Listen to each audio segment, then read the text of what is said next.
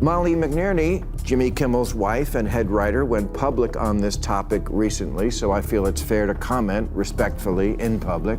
She says she's lost relationships with relatives because she wrote them an email before the election with 10 reasons why they shouldn't vote for Trump, and some still didn't obey.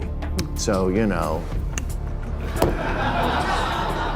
10 reasons. I could think of 100.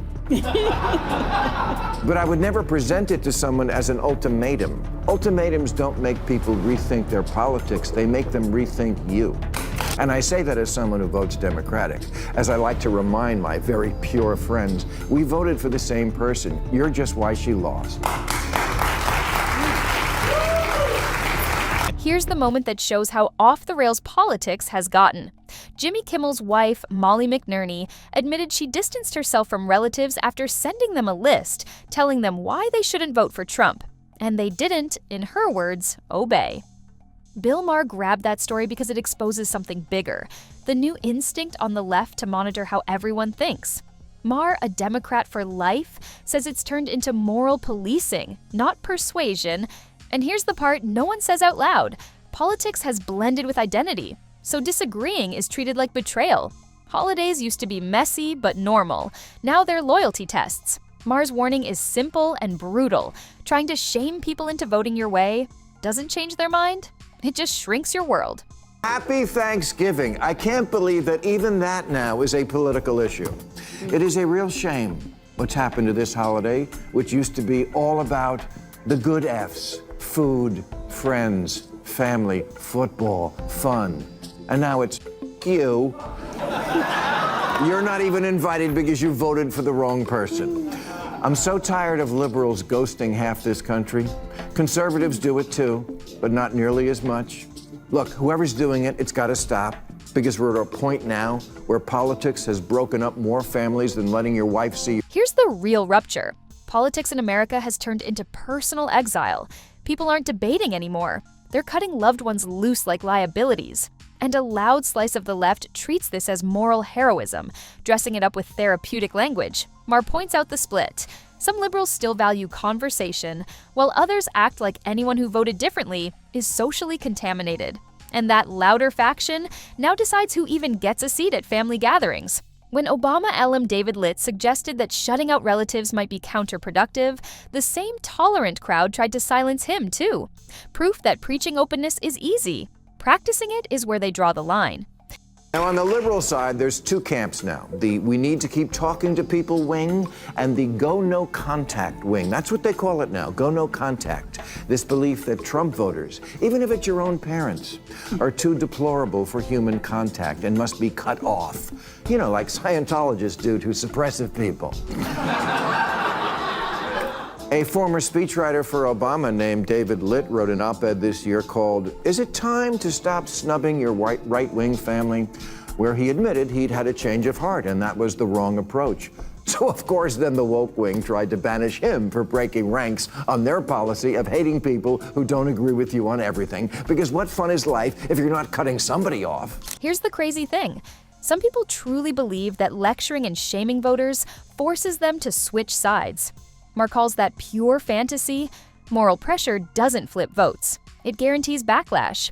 All this righteous finger-wagging has done one thing, helped the movement they hate grow stronger. And that's why the Molly McNearney story fits the pattern. She fired off a 10-point demand telling her relatives how to vote, and when they didn't follow her script, she was stunned. But no one has ever read a guilt-soaked email and said, "You insulted me, now I agree with you." What actually happens is people distance themselves. Maher's blunt point hits hard. Instead of handing out ultimatums, maybe figure out why tens of millions didn't trust your side. But that's the part many Democrats won't touch. It's easier to blame America than admit their attitude is turning voters away. Somewhere along the way, my values became code for I'm the only one with a moral compass. You know what would have been a better exercise? Write a top 10 list to yourself, where you try to imagine 10 reasons why 77 million Americans didn't want to trust you with taking power. And I say that as someone who votes Democratic. As I like to remind my very pure friends, we voted for the same person. You're just why she lost. Here's the part that really exposes the rot. Disagreement on the left isn't treated as difference anymore. It's treated as a character flaw. If you don't line up with every slogan and social script, you're cast out as if you've broken some sacred code. The purity tests never stop. Maher brings up something most people never acknowledge. Most Americans didn't carefully choose their politics. They grew up inside them. Family, town, culture, faith. It all shapes you long before you vote. You can't correct someone's worldview like updating an app. He proved this when he sat down with Marjorie Taylor Greene. Liberals treat her like a cartoon villain, yet the moment she spoke like a human being, viewers admitted they were surprised they didn't hate her. That's Maher's point. Talk to people, not about them, and they stop being monsters. And yes, the right has its share of bizarre beliefs. Maher points that out too, but he argues there's a difference in attitude. Conservatives expect pushback, while liberals treat pushback like a personal betrayal. That's how you get Hollywood types melting down because Maher had dinner with Trump, as if sitting at a table is an endorsement of evil. It's political cosplay, dramatic, loud, and unserious. Maher's message is simple. Every side has its absurdities, but only one side behaves like disagreeing with them is a moral crime. Maher wraps it up with a brutal truth. Half the outrage on the left isn't actually political. It's emotional theater. The same celebrities clutching their pearls about platforming Trump are living in a media cocoon where every headline screams fascism and every Republican is a cartoon villain. Stay in that loop long enough and you stop thinking. You just chant. That's why Maher suddenly understands why Larry David avoids political shows. It's not a lack of brains. It's that he's been marinating in a narrative where hating Trump the loudest is the new IQ test, and Maher calls it out for what it is. This isn't strategy, this isn't activism.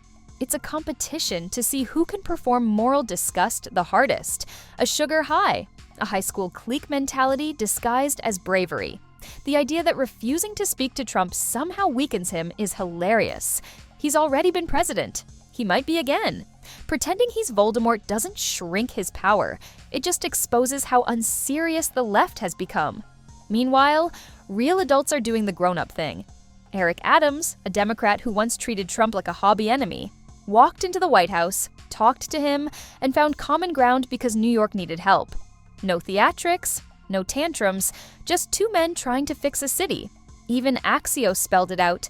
The only way to influence Trump is face-to-face.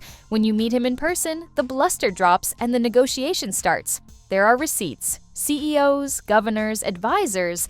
Outrage doesn't move him. Conversation does. And that's Maher's whole point. If politicians who despise each other can sit down and talk, what's the excuse for blocking your uncle over a Facebook meme? Breaking ties isn't activism. It's immaturity with a moral hashtag taped on top. The founders built a country by working with people they couldn't stand. Surely we can survive a holiday dinner with someone who votes differently. Because the next generation is watching, learning our habits, absorbing our divisions. If we normalize exile, they'll inherit exile. If we normalize dialogue, they'll inherit something better. The divide isn't fate, it's a choice. And so is fixing it.